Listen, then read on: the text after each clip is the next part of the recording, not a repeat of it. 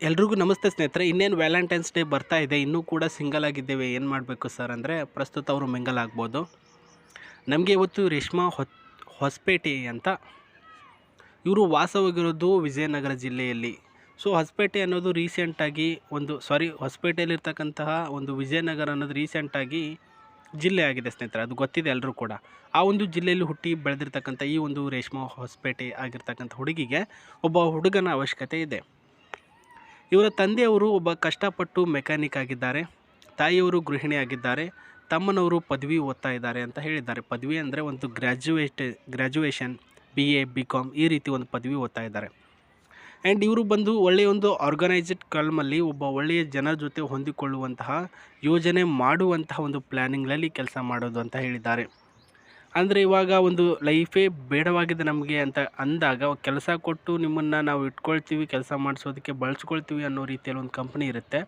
ಅದರಲ್ಲಿ ಕೆಲಸ ಮಾಡೋದಕ್ಕೆ ಮತ್ತು ಅದು ಅಲ್ಲದೆ ಟ್ರಾವೆಲ್ ಏಜೆನ್ಸಿಯಲ್ಲಿ ಬುಕ್ಕಿಂಗ್ ಮಾಡೋದಕ್ಕೂ ಕೂಡ ಕೆಲಸಕ್ಕೆ ಹೋಗ್ತಾರೆ. ಆ್ಯಂಡ್ 27 ಈಕೆಯ ವಯಸ್ಸಾಗಿರೋದು ಈ ಒಂದು ರೇಷ್ಮಾ ಅವರು. ಮೇಡಮ್, ಈ ರೀತಿ ಕೆಲಸ ಮಾಡ್ತಾ ಇದ್ದೀರಾ, ನಿಮಗೆ ಯಾವ ರೀತಿಯ ಹುಡುಗನ ಅವಶ್ಯಕತೆ ಇದೆ? ಸರ್, ನನಗೆ ಹೃದಯದಿಂದ ಕಾಳಜಿ ತೋರಿಸುವಂಥ ಒಬ್ಬ ಹುಡುಗ, ತನ್ನವರ ಒಂದು ಜೊತೆ ನೀಡ್ಸನ್ನು ಗಮನಿಸುವಂಥ ಒಂದು ಅಬ್ಸರ್ವೆಂಟ್ ಇರ್ತಕ್ಕಂಥ ಹುಡುಗ ಆಗಿರಬೇಕಂತೆ. ಹೈ ಥಿಂಕಿಂಗ್ ಲೆವೆಲ್ ಯಾವ ರೀತಿಯಲ್ಲಿ ಎಷ್ಟರ ಮಟ್ಟಿಗೆ ಇದೆ ಇವರಿಗೆ ಅನ್ನೋದು ತಿಳ್ಕೊಂಬಿಡಿ ನೀವೇ. ಆ್ಯಂಡ್ ಸಣ್ಣ ಸಣ್ಣ ವಿಷಯಗಳಲ್ಲೂ ಕೂಡ ಕೇರ್ ತೋರಿಸುವವನಾಗಿರ್ಬೇಕಂತೆ. ಸೊ ಇದೊಂದು ಸಣ್ಣ ವಿಷಯನ ಅದು ಹಾಗೆ ಹಿಂಗೆ ಅಂತ ಒಂದು ಮುದ್ದಾಗಿ ಕೇರ್ ಮಾಡುವಂಥ ಹುಡುಗ. ದುಡ್ಡಿನ ಮೋಹ ಹಿಂದೆ ಬಿದ್ದಿರ್ತಕ್ಕಂಥ ಹುಡುಗ ಬೇಡ ಅಂತ ಹೇಳಿದ್ದಾರೆ ಸ್ನೇಹಿತರೆ. ಮತ್ತು ತನ್ನ ಖುಷಿಗಳನ್ನು ಅಳವಡಿಸಿಕೊಂಡು ಹೋಗುವಂತಹ ಒಬ್ಬ ಹುಡುಗ ಆಗಿದ್ದರೆ ಒಪ್ಪಿಗೆಯನ್ನು ನೀಡ್ತೀನಿ ಅಂತ ಹೇಳಿದ್ದಾರೆ. ನೀವು ಯಾವ ರೀತಿಯಲ್ಲಿ ಇದ್ದೀರಾ ಅನ್ನೋದು ನಿಮಗೇನೆ ಗೊತ್ತಾಗಿರಬೇಕು. ಎಮೋಷ್ನಲ್ ಸಪೋರ್ಟ್ ಯಾವಾಗಲೂ ಕೂಡ ರೆಡಿ ಇರೋದಕ್ಕೆ ಬಿಡಬಾರ್ದು.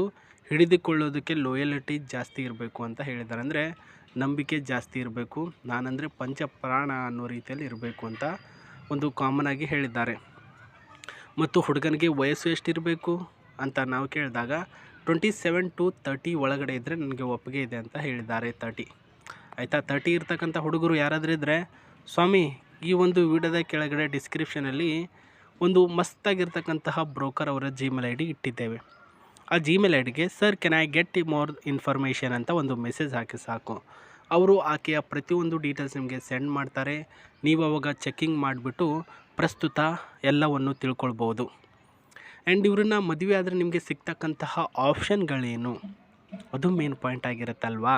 ಸುಮ್ಮನೆ ಮದುವೆ ಆಗ್ತಾರಾ, ನಮಗೇನಾದರೂ ಕೊಡಲ್ವಾ ಅವರು?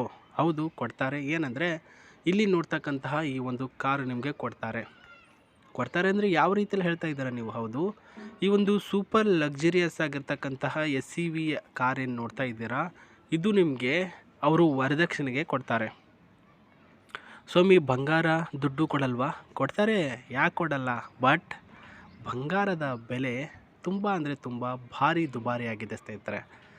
ಎಲ್ಲರೂ ಕೂಡ ಇದ್ದವರೇ ಇರಲ್ಲ. ಕೆಲವೊಂದಿಷ್ಟು ಜನ ಇದ್ದವರು ಇರ್ತಾರೆ, ಕೆಲವೊಂದಿಷ್ಟು ಜನ ಇರಲಾರ್ದವರು ಕೂಡ ಇರ್ತಾರೆ. ಎಲ್ಲನೂ ಕೂಡ ಅರ್ಥ ಮಾಡ್ಕೊಂಡು ಹೋಗುವವನೇ ಒಂದು ಒಳ್ಳೆಯ ಸಂಬಂಧ ಬೆಳೆಸೋದಕ್ಕೆ ಸಾಧ್ಯ ಅನ್ನೋದು ಅವರ ಒಂದು ತಲೆಯಲ್ಲಿ ಬಂದಿದೆ. ಹಾಗಾಗಿ ಸರ್, ನನಗೆ ಅಷ್ಟೆಲ್ಲ ದುಡ್ಡು ಕೊಡೋಕ್ಕಾಗಲ್ಲ.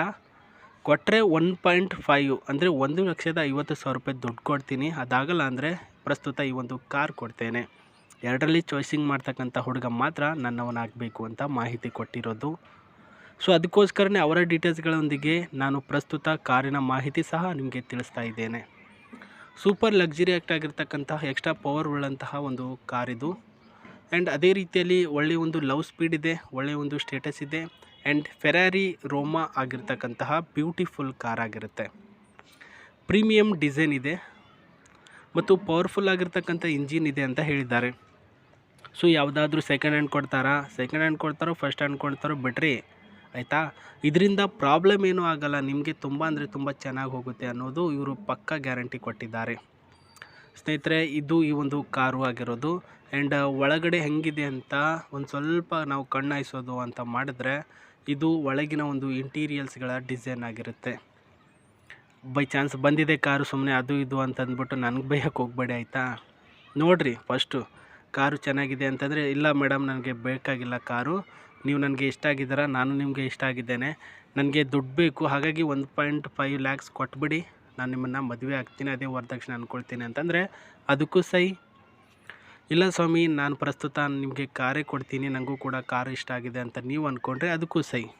ದ ಚಾಯ್ಸ್ ಆಫ್ ಯುವರ್ಸ್, ಅಂದರೆ ನಿಮ್ಮ ಒಂದು ಚಾಯ್ಸ್ಗಳಿಗೆ ತಕ್ಕ ಹಾಗೆ ಅವರು ಕೊಡೋಕ್ಕೆ ಸಿದ್ಧವಾಗಿದ್ದಾರೆ. ಬಟ್ ನೀವು ಅವರಿಗೆ ಇಷ್ಟ ಆಗುವಂತಹ ಪಾಯಿಂಟ್ಗಳು ಏನು ಹೇಳಿದ್ರು ಅದನ್ನು ಅಳವಡಿಸಿಕೊಂಡು ಅವ್ರನ್ನ ಮದುವೆ ಆಗೋದಕ್ಕೆ ಸಿದ್ಧರಾಗಿರಬೇಕು.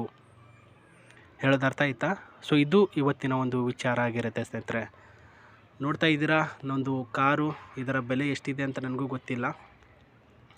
ಸೊ ಡೀಸೆಲ್ ವೇರಿಯಂಟ್ ಆಗಿರುತ್ತೆ ಇದು, ಪೆಟ್ರೋಲ್ ಇಲ್ಲ ಅಂತ ಹೇಳಿದ್ದಾರೆ ಸ್ನೇಹಿತರೆ. ಮಾಡರ್ನ್ ಲುಕ್ಕಿಂಗ್ ಇದೆ ಆ್ಯಂಡ್ ಹೈಜೆನಿಕ್ ಆಗಿರ್ತಕ್ಕಂಥ ಕ್ವಾಲಿಟಿ ಅಂತ ಇದೆ ಅಂತ ಹೇಳಿದ್ದಾರೆ. ಸೊ ಡೀಸೆಲ್ ಹಾಕಬೇಕು, ಎಲ್ಲಿ ಬೇಕಾದರೂ ಸುತ್ತಾಡ್ಬೋದು. AC, air bag, comfortable camera, seat ಎಲ್ಲನೂ ಕೂಡ ಕಂಡೀಷನಲ್ಲಿದೆ ಅಂತ ಹೇಳಿದ್ದಾರೆ. ಸೊ ನಾನು ಹೇಳಿದ ರೀತಿಯಲ್ಲಿ ಪ್ರೊಸೆಸಿಂಗ್ಗಳನ್ನು ಫಾಲೋ ಅಪ್ ಮಾಡ್ಕೊಳ್ಳಿ. ಜಿಮೇಲ್ ಬ್ರೋಕರ್ ಅವ್ರಿಗೆ ಕಾಂಟ್ಯಾಕ್ಟ್ ಮಾಡಿ. ನಿಮಗೆ ಈ ದಿನ ಒಳ್ಳೆಯದಾಗಿರಲಿ. ಮತ್ತೆ ಸಿಗ್ತೇನೆ. ನಮಸ್ತೆ.